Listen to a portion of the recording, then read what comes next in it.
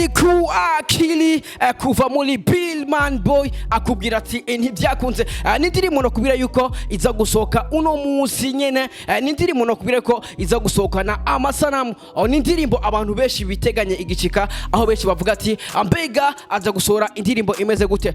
Turazi yuko Kirikou Akili ari umwe mu baririmbyi bavuga yuko bakunze gusohora indirimbo zifise creation muri video n'indirimbo no kubwira yuko hamaze gusohoka aka video gatoya akerekana uko indirimbo iza kuba itangura.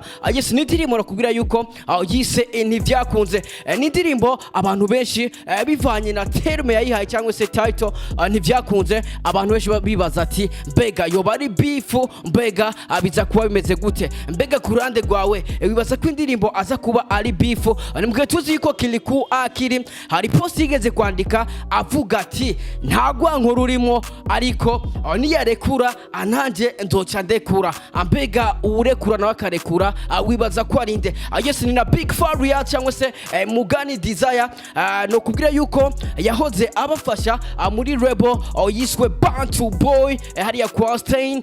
Ni Big Faria nawe nyene aza kurekura indirimbo yise Ngwangwari uno munsi, ugaca wibaza ati mbega Kirikou Akili nawe kwaza gusora uno munsi, mbega niye mpamvu yatumye avuga ati ntagwa nkuru urimo ariko niyarekura ananje nzoca ndekura, mbega ni competition bimeze gute. Yes, nuno munsi nyene aho tuza guhabwa indirimbo zibiri, indirimbo ya Big Faria yise Ngwangwari n'indirimbo Kirikou Akili yise NTIVYAKUNZE. Mama we, NTIVYAKUNZE ko tubonana NTIVYAKUNZE ko tuvugana.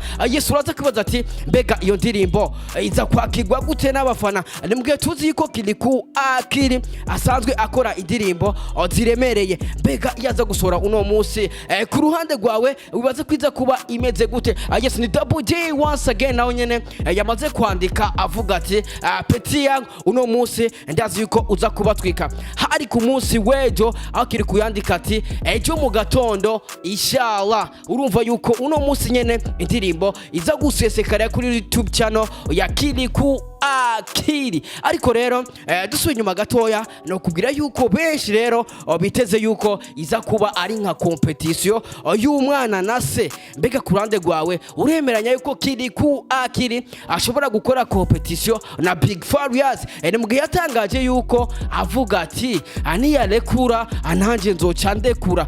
Tukaba tuzi yuko umuririmbyi aza kurekura indirimbo uno munsi ari Big Faria, indirimbo yise Ngwangwari. Nawe nyene rero no kubwira yuko ni indirimbo iteganywe igishika, ni indirimbo no kubwira yuko nawe nyene iri kiravugisha abana amajambo menshi. Mugihe tuzi yuko Big Faria nawe nyene amaze imisi muri beef n'uwo biswe DJ Pole, aho bibaza ati mbega indirimbo yoba yirimbiye DJ Pole, mbega indirimbo kubereka yise guco. Ariko rero tukiri ngaho nyene Fabilo Vacation Boy mtoto wa Ken City hariya kwa Basapi mu Kanyosha, ni Fabilo yanditse avuga ati Grafrel Big Faria ati banzureke gusohora iyo ndirimbo mbaze ndaguhomere inkorofani gatoya, ati hamwe wonyemerera ukareka kuyisohora uno munsi no banza nkaguhomera inkorofani gatoya. Mbega ucabaza ati izo nkorofani Fabilove agira sudire nizihe? To wibaza ati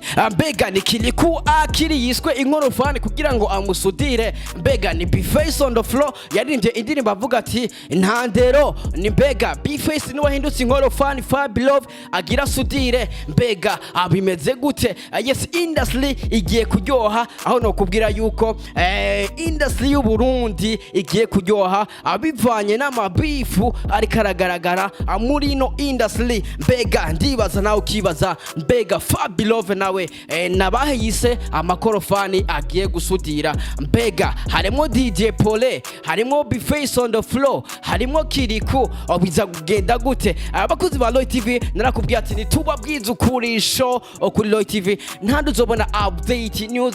Je wari kurumva ni My Name is Radio kuri mikro ya Loy TV. We love you so much. Mukanya gatoya cyane indirimbo ya Kirikou Akili yise NTIVYAKUNZE, indirimbo ya Big Faria yise Ngwangwari. Fabilove nawe ati amusudirire amakorofani. We love you so much. industry igiye kuryoha. Mr Radio Roy TV wagwan bombastic.